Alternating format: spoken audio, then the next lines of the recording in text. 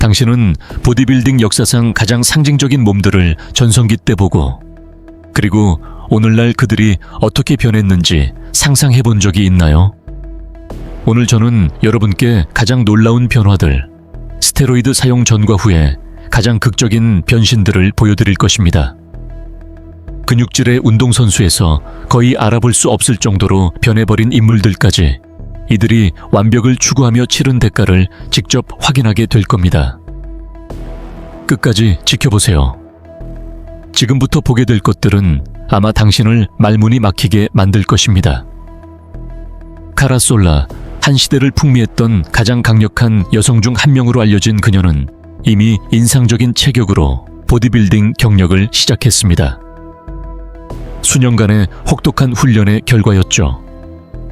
하지만 최고 수준의 대회에 참가하기로 결심했을 때 그녀는 더욱 극단적인 근육을 얻기 위해 스테로이드를 사용하기 시작했습니다.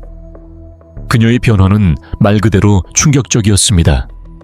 엄청난 근육량을 얻었고 그녀의 체격은 너무나도 강렬해져서 여성스러움의 흔적조차 지워졌습니다. 그러나 이러한 변화에는 대가가 따랐습니다.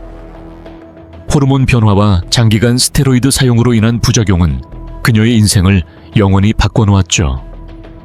그녀의 이야기는 보디빌딩 세계에서 얼마나 큰 압박이 가해지는지, 그리고 그것이 얼마나 극단적인 결정을 내리게 만드는지를 보여주는 사례입니다.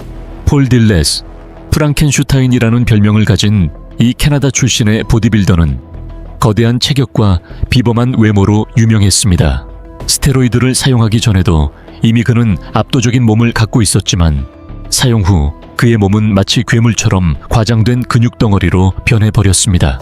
그의 외모는 때때로 인간이라기보단 공상과학 영화의 생명체에 가까웠죠.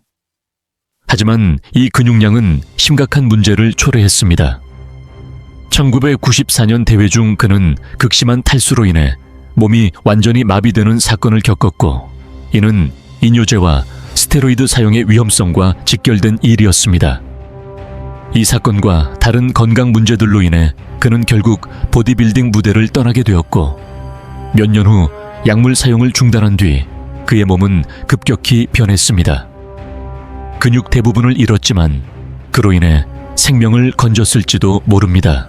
귄터 슐리어캄프, 독일의 거인이라는 별명으로 알려진 그는 90년대와 2000년대 초 보디빌딩 무대를 장악했습니다.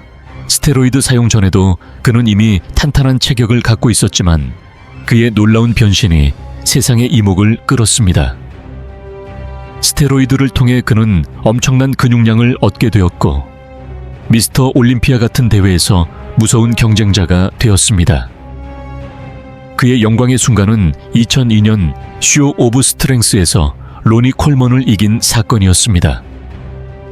하지만 다른 많은 보디빌더들처럼 그는 신체적 소모와 스테로이드 부작용을 견디지 못했고 결국 조기 은퇴를 선택하며 더 건강한 삶을 추구하게 됩니다.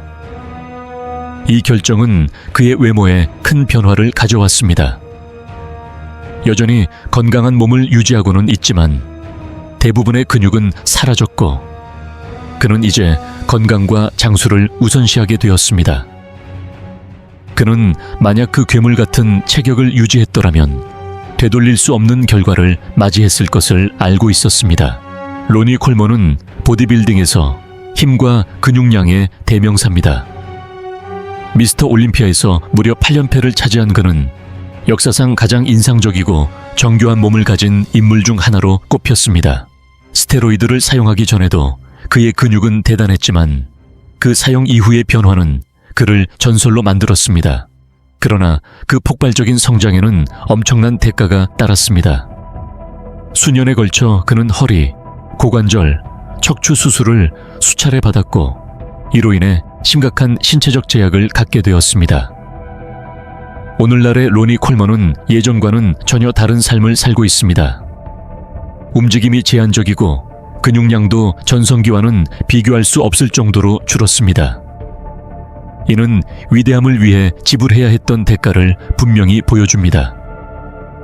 니콜 베스는 여성 보디빌딩 역사상 가장 근육질의 선수 중 한 명이었습니다. 스테로이드를 사용하기 전에도 이미 그녀의 체격은 인상적이었지만 그 변신은 여성들이 드물게 도달했던 수준의 경쟁 무대를 열어주었습니다.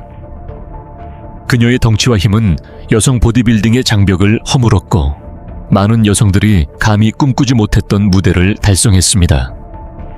그러나 이러한 변화는 개인적, 직업적으로 큰 도전을 가져왔습니다. 니콜은 보디빌딩계 안팎에서 비판과 논란에 시달렸고 이미지와 건강 문제도 겪게 되었습니다. 결국 그녀는 스테로이드 장기 사용과 관련된 질환으로 입원했으며 얼마 지나지 않아 52세의 나이에 뇌졸중과 심장마비로 세상을 떠났습니다. 사인은 그녀가 의존했던 약물과 직접적으로 관련되어 있었습니다. 아놀드 슈워제네거는 보디빌딩 역사상 가장 상징적인 인물입니다. 그의 변신은 전설적이었죠. 스테로이드 사용 전에도 그는 이미 뛰어난 몸을 갖고 있었지만 이 약물의 사용은 그가 미스터 올림피아 7회 우승이라는 위협을 달성하고 세계적인 슈퍼스타가 되는데 결정적인 역할을 했습니다. 그러나 오늘날 우리가 보는 아놀드는 70년대 보디빌딩계를 지배하던 그 거인과는 매우 다릅니다. 세월이 지나고 스테로이드 사용을 중단한 이후 그는 대부분의 근육량을 잃었고 그의 신체는 극적으로 변했습니다. 이는 스테로이드의 장기적인 영향과 노화가 한때 세계 최고로 여겨졌던 몸에 어떤 영향을 미치는지를 분명히 보여줍니다. 그럼에도 불구하고 아놀드는 여전히 아이콘으로 남아있지만 그의 현재 모습은 극단적인 근육이 얼마나 덧없는지를 상기시켜줍니다. 플렉스 휠러는 보디빌딩 역사상 가장 미적으로 완벽한 몸을 가진 인물 중 한 명으로 평가받습니다. 스테로이드를 사용하기 전에도 휠러는 이미 인상적인 운동선수였습니다. 그러나 약물을 사용한 이후 그는 많은 사람들로부터 역사상 가장 아름다운 몸을 가진 선수로 불리게 되었습니다. 그의 대칭, 선명한 근육 정의, 그리고 사이즈는 90년대에 무서운 경쟁자가 되게 만들었습니다. 하지만 이러한 변신에는 큰 대가가 따랐습니다. 휠러는 심각한 신장 질환을 겪었고 결국 은퇴를 결심해야 했으며 2019년에는 오른쪽 다리를 절단하는 수술을 받게 되었습니다. 그의 이야기는 아무리 신체적 완벽함에 도달하더라도 그 대가는 파괴적일 수 있음을 상기시켜줍니다. 케빈 레브론은 매우 짧은 시간 안에 엄청난 변신을 이루는 능력으로 유명했습니다. 스테로이드를 사용하기 전에도 그는 이미 훌륭한 체격을 지녔지만 약물을 통해 보디빌딩의 정상에 도달할 수 있었고 최고의 선수들과 경쟁하며 미스터 올림피아에서 여러 차례 2위를 차지했습니다. 그는 짧은 시간에 근육을 키우고 오랜 공백 후에도 대회에 복귀하는 전설적인 능력을 갖고 있었습니다. 그러나 이러한 지속적인 증량과 감량 사이클은 그의 건강과 장기적인 웰빙에 영향을 주었습니다.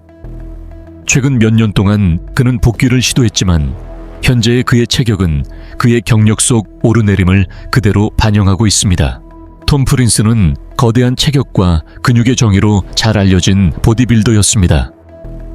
스테로이드 사용 전에도 그는 무서운 경쟁자였지만 약물의 도움으로 그는 전례 없는 수준에 도달했습니다.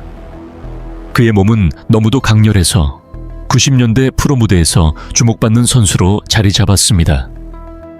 그러나 이 변신 역시 큰 대가를 요구했습니다. 그는 신장 질환을 앓게 되었고 결국 조기 은퇴를 해야 했으며 안타깝게도 2022년 사망에 이르게 되었습니다. 그의 이야기는 스테로이드 장기 사용의 위험성을 명확히 보여줍니다. 도리안 예이츠, 더 섀도우라는 별명으로 불린 그는 90년대에 보디빌딩에 혁신을 일으켰습니다. 그는 근육량과 극단적인 정의에 대한 접근 방식으로 전례 없는 변화를 이끌었습니다. 뛰어난 유전자를 가졌던 그는 미스터 올림피아 6연패를 달성하며 프로 보디빌딩의 신체 기준을 새롭게 정의했습니다. 그는 근육량의 한계를 넘어서려 했지만 동시에 그 극단적인 훈련 강도로 인해 수많은 심각한 부상을 겪게 되었습니다. 오늘날 그는 대회를 떠나고 아나볼릭 스테로이드 사용도 중단한 지 수년이 흐른 상태입니다. 그는 이제 대부분의 근육량을 잃었고 슬림하고 운동선수다운 몸을 유지하고 있습니다. 과거 그가 유명해졌던 거대한 체형과는 극명한 대비를 이루고 있죠. 이 보디빌더들의 이야기는 육체적 완벽함을 추구하는 길이 단순히 몸을 바꾸는 데 그치지 않고 건강과 삶 전반에 지속적인 상처를 남길 수 있는 극단으로 이끌 수 있음을 보여줍니다. 만약 이들의 변화가 당신을 놀라게 했다면 이 영상을 절대 놓치지 마세요.